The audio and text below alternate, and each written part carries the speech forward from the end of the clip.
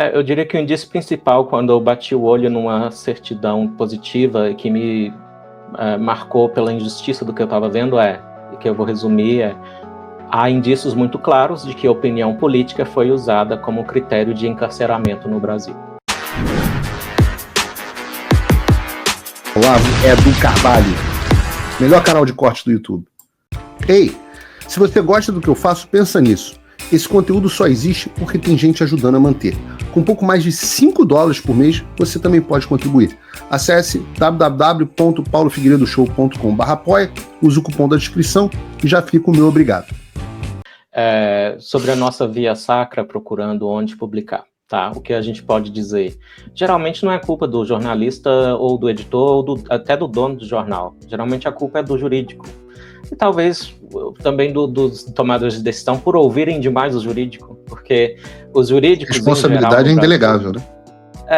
Por causa da insegurança jurídica, em parte causada pelo Alexandre de Moraes, o que os jurídicos estão fazendo nos grandes jornais é não, né? E eu sei um pouco disso por ter passado num grande jornal. Então, muitas vezes, os jurídicos sempre vão apostar na cautela, porque esse é o trabalho deles. Mas eu fico me pensando, nos anos 90, eu lembro de uma capa da Isto É que me marcou, ficou na minha memória. Eu nem imaginava que eu ia ser jornalista um dia, que era o PC Farias ensanguentado na capa da Isto É. Então, imagina se tivesse esses jurídicos do mesmo jeito na época, né? Vai ver, tinha, mas aí o editor da Isto É, o editor-chefe, disse, tá, o fulano aqui, o doutor fulano, nosso advogado, tá dizendo não, mas a gente vai à frente mesmo assim. Então, está faltando um pouco mais de ousadia, talvez, nesses editores-chefe aí, e de correr riscos, né? Então, dá para ver que acaba criando um ambiente de mídia em que os jornalistas independentes, como é o Michael Schellenberg, né, fazem coisas mais corajosas do que os estabelecidos, os tradicionais. Você vê, eu trabalhava numa emissora que, por conta de medo jurídico, demitiu todos os comentaristas conservadores. Esse é o estado do Brasil. E nesse sentido, eu pergunto a vocês, quem, para sermos justos aqui, qual de todas essa reportagem que eu concordo com vocês é a mais importante até agora, de 2025, quem foi o veículo brasileiro de mídia mainstream, de mídia tradicional, que deu atenção a esses fatos? Algum deu? CNN. Perfeito. Inicialmente foi a CNN, tá? Mas já há outros veículos.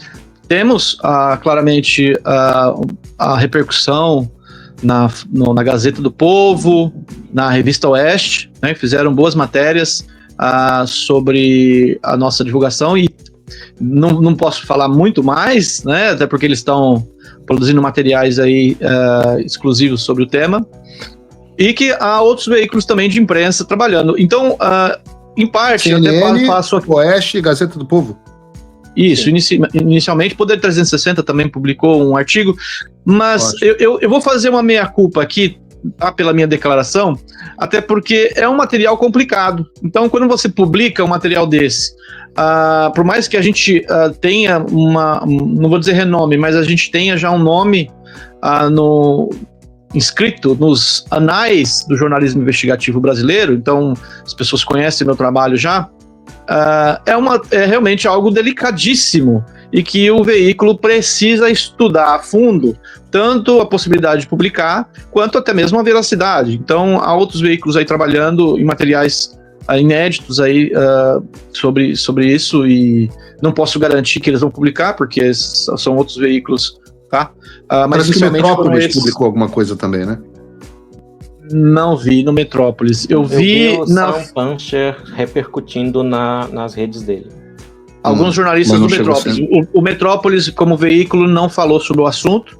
E eu até gostaria de acrescentar uma questão muito importante, porque para um veículo... eu sei que a sua audiência é inteligente, mas digamos que eles fossem burros. Quase todo. Apenas... Imagina que eles fossem burros e lessem só a Folha de São Paulo ou só o Estadão. Se eles fizessem isso, eles estariam desinformados.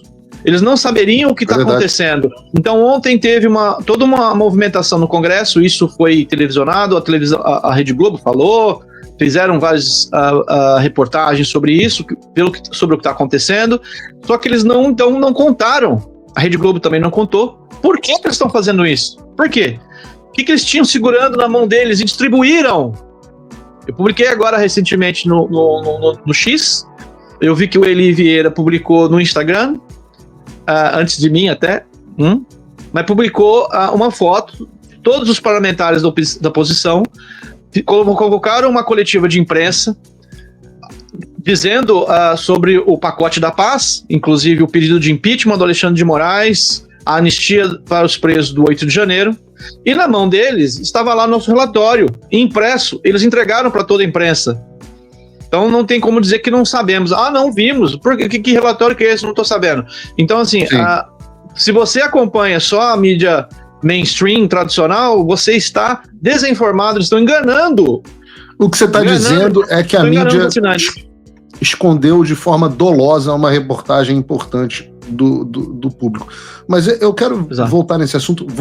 Eu digo isso porque eu tenho uma boa relação com o Glenn Greenwald, que é mais ou menos pública, e uma vez conversando pessoalmente com ele me disse que nunca, e já disse isso publicamente, então não cometo nenhuma inconfidência aqui, ele que é o homem que revelou a CIA e a NSA, escândalo gigantesco do Edward Snowden, várias reportagens, própria a Vaza Jato, o Glenn Greenwald me disse que nunca sentiu tanto medo ao divulgar uma reportagem quanto sentiu medo em divulgar a Vaza Toga número 1. Então eu pergunto a vocês, Eli, David, principalmente vocês dois que estão no Brasil, o Michael está aqui comigo nos Estados Unidos, fica um pouquinho mais protegido, mas vocês não sentiram medo de revelar esses novos fatos da nova fase da Vaza Toga?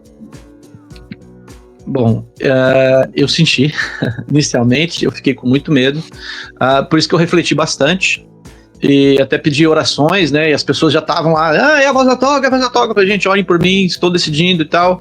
Fala pessoal, tá gostando desse vídeo? Não esqueça de deixar o seu like e se inscrever no canal Olavo Edu Carvalho para receber notícias quentíssimas todos os dias. Isso ajuda demais o nosso trabalho e o YouTube irá recomendar para mais pessoas. Tal. E obrigado pelas orações, elas me ajudaram a acalmar o meu coração, então senti muito medo mesmo. Mas eu comecei a refletir muito, gente. Pensei em todos os cenários possíveis, né? Vocês devem ter assistido o filme dos Vingadores, né? Que o Doutor Estranho faz essa análise futurística, né? Então analisou milhões de resultados e só tinha uma oportunidade que ele vencia. Então eu comecei a analisar os cenários e eu percebi que o melhor cenário era publicar a matéria. Precisamos publicar isso. Não tem como não publicar. Por uma questão de integridade jornalística e honestidade intelectual, mas também de humanidade. Porque pessoas foram presas sem ter feito nada, inocentes, idosos, pessoas doentes, pessoas carentes, moradores de rua. Não tem como eu, como jornalista, me calar. Eu não poderia fazer isso. Por mais que aconteça alguma coisa comigo, não espero que aconteça, mas por mais que acontecesse, eu precisava publicar. Então, inicialmente, eu refleti e percebi que eu poderia publicar talvez com um pseudônimo internacionalmente, então publicar com o Marco Schellenberger como pseudônimo. O Michael é um cara super generoso e super aberto, ele falou, a gente pode fazer isso, porque em regimes ditatoriais clássicos, isso é comum entre os jornalistas, ter que se esconderem para não sofrerem represálias, e talvez a gente estamos chegando nesse ponto, mas por um outro lado eu percebi que para eu ficar mais seguro, que eles saberiam que fui eu. Eles saberiam, porque quem que é o jornalista investigativo brasileiro que trabalhou com o Michael Schellenberger? Eli Vieira, David Agape.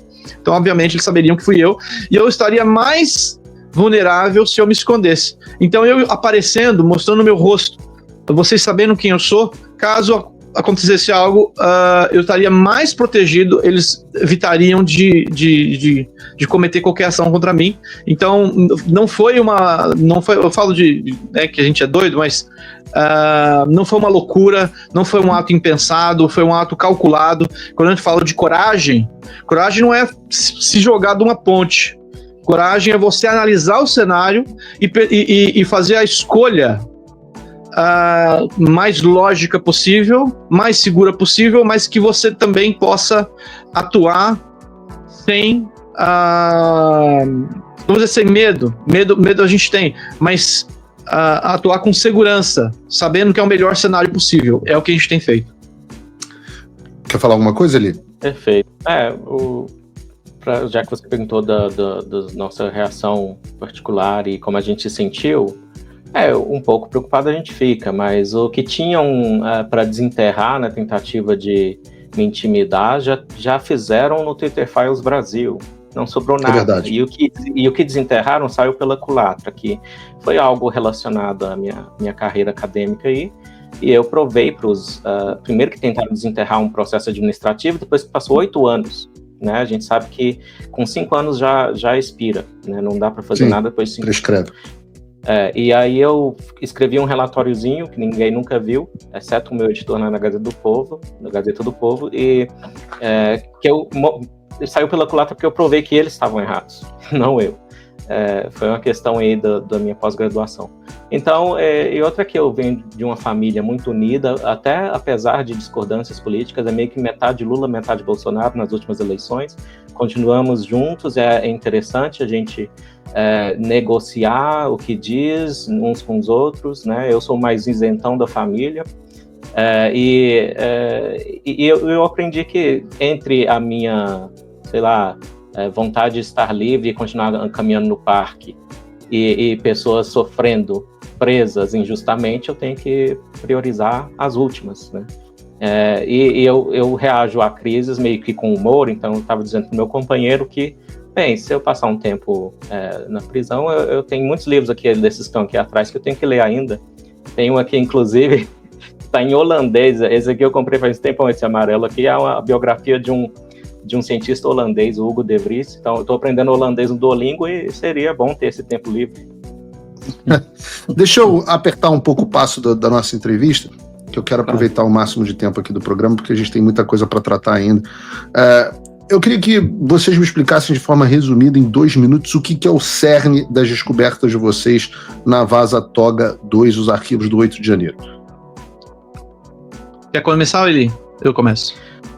Eu diria que o indício principal, quando eu bati o olho numa certidão positiva que me marcou pela injustiça do que eu estava vendo, e que eu vou resumir, há indícios muito claros de que a opinião política foi usada como critério de encarceramento no Brasil.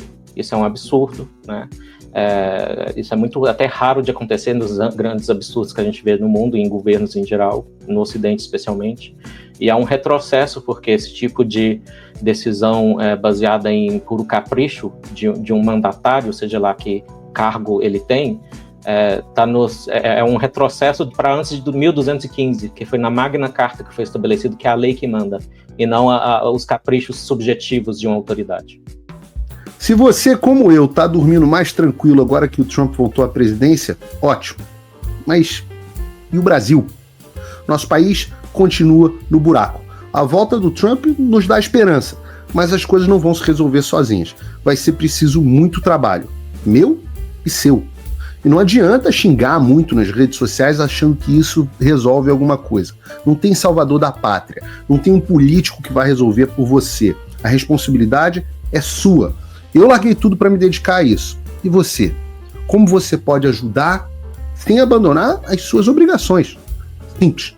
Apoie quem está na linha de frente. Sem isso, esse trabalho simplesmente não continua. Acesse www.paulofigueiredoshow.com/apoie e com a partir de $5 por mês, garanta que isso siga em frente. Se puder ir além, torne-se meu patrono Gold e participe do meu grupo privado e ajude a definir as minhas próximas pautas. A diferença entre vencer e perder está na ação. Durma tranquilo, sabendo que você fez a sua parte. Obrigado por assistir o vídeo até o final. Se você já chegou até aqui, confere se já está inscrito no canal e se já deixou aquele like generoso. Estamos quase chegando a 1 milhão de inscritos e a sua ajuda é muito importante para levar o canal Olavo do Carvalho mais longe. Até o próximo vídeo, meus amigos. E neste momento é muito fácil aos defensores do plano alegar isso é uma teoria da conspiração.